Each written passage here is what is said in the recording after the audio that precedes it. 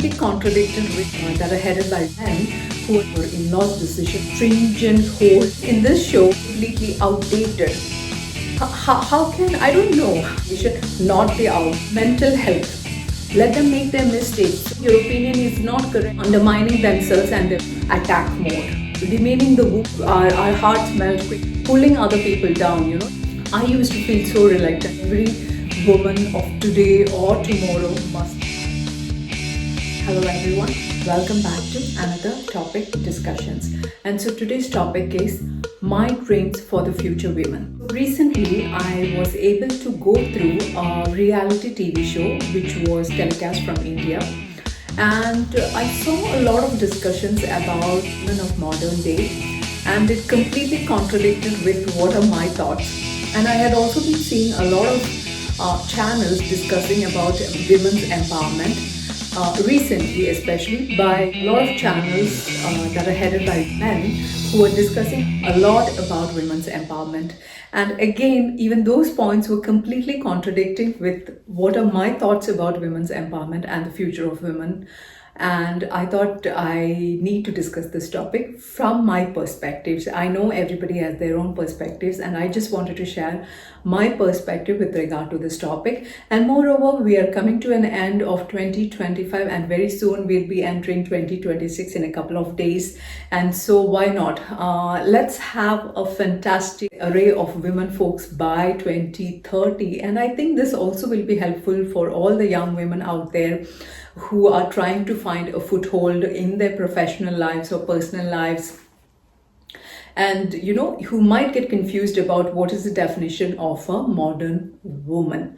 So whatever I find are relevant, whatever I think is essential for the women of today is what I'm going to discuss here. You're free to agree, you're free to disagree. Respect people's opinions and different opinions, and whatever contradictions you can come up, please let's have a discussion, because it's a very crucial topic which I believe is essential for discussion today. Okay, so let's dive into this topic. I searched before I presented this topic. I wanted to do a bit of research on this topic to understand what is currently going on, or what is the definition of women empowerment. And this is the definition that I came across, and this completely meets with my opinions or my own definition of women's empowerment. I do not know why the other side is completely different from this kind of definitions of women's empowerment. So as far as I'm concerned, a woman's empowerment is about a woman having control over her own life. Correct? She's not listening to what her parents are saying. A grown-up woman is not entirely dependent upon her parents' decisions, not entirely dependent upon her siblings' decision, not entirely dependent upon her in-laws' decisions or her husband's decision. A person who has a mind of her own, who has her own opinions, and who knows how to communicate with the people around her, who can effectively communicate her thoughts and ideas to the people around her.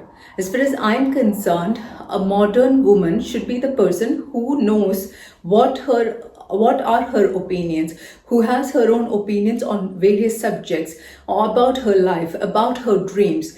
So this is the basic, okay? And this is exactly this definition is communicating what is women empowerment is all about. A woman having control over their lives and not dependent upon the opinions or the ideas or the stringent hold of the people around her or her family members.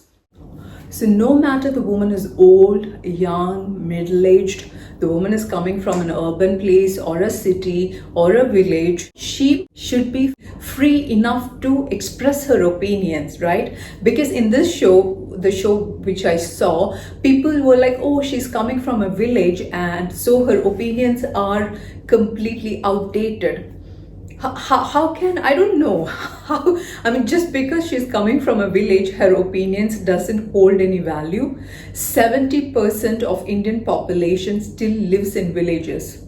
70% of Indian population, okay, this is the statistics that I found when I went through the internet, and majority of the Indian population is still living in the villages. So you meant to say that the such huge majority of Indian women doesn't deserve to raise their opinion? I just cannot agree with that. Just because a woman is coming from a village, or is not qualified, or is not modern, or is not working, doesn't mean that she does not deserve to have an opinion. Every woman or every human or every person deserves to have an opinion. Not the background, not the qualification, not the outlook, not the travel destination that should define a person's opinion. Maybe you can agree with the opinion or disagree with the opinion, but that doesn't mean that the person does not have any right to raise the opinion. And I also saw another incident where a woman was talking about mental health.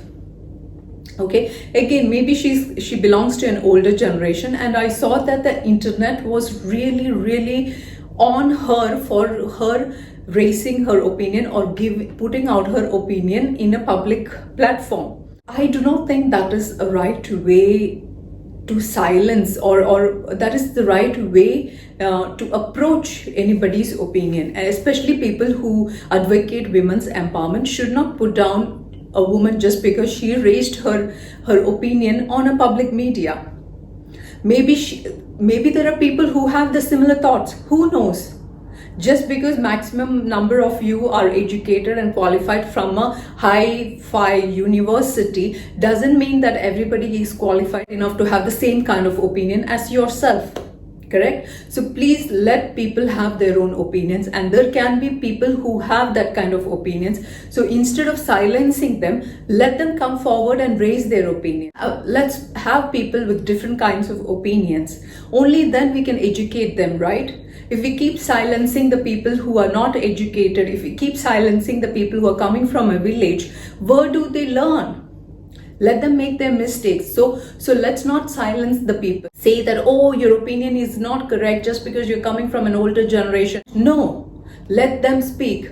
Let them communicate. Let them raise their opinions on public platforms. Only then we can educate them. So my suggestion here is that please, just because they raised their sincere opinion, let's not attack those kind of people, especially women who are basically shy to come out and communicate in a public platform, especially if they are coming from a village, or especially if they're uneducated or not qualified enough. They are already undermining themselves and their opinions. So if we attack them for their opinions, then it is going to hinder further women from coming out publicly and raising their opinion. So this is my humble request. Let's do it in an educative manner rather than an attack mode, or what do I say, rather than demeaning the person for their opinions, demeaning the woman for raising her opinions. Whatever be the opinion be, she raised her opinion that maybe she is used to,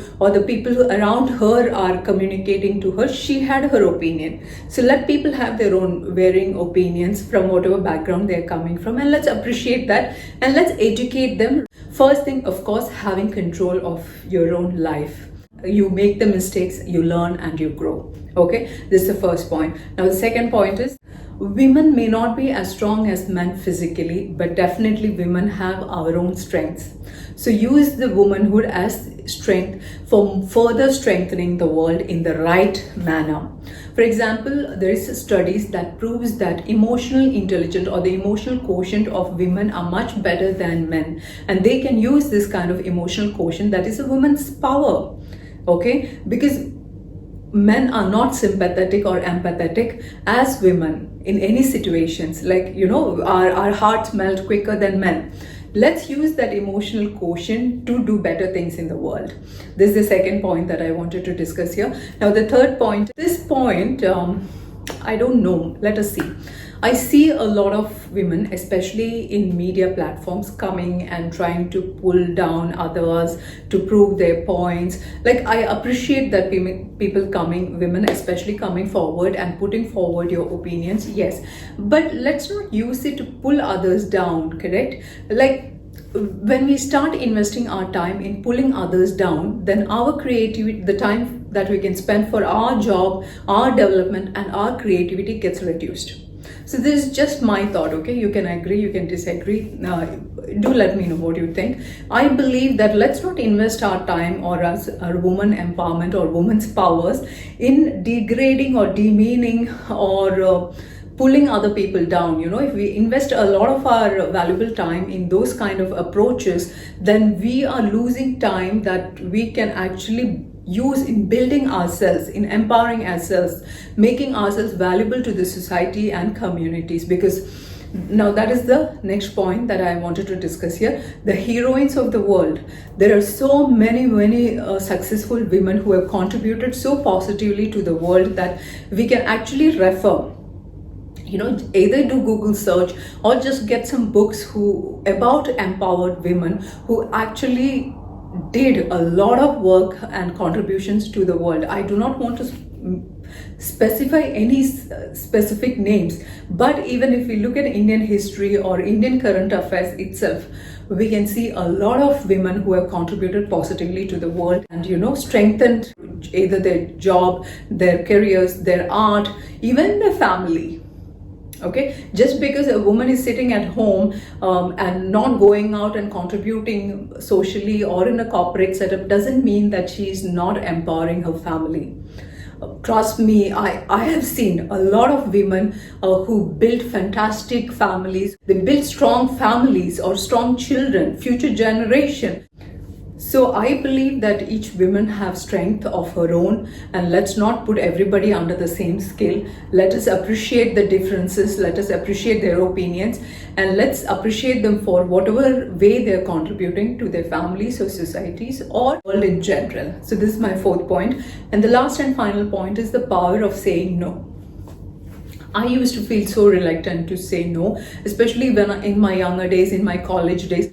Even I used to have that problem of not able to say no. But I think the power to say no is a very important tool that every woman of today or tomorrow must have.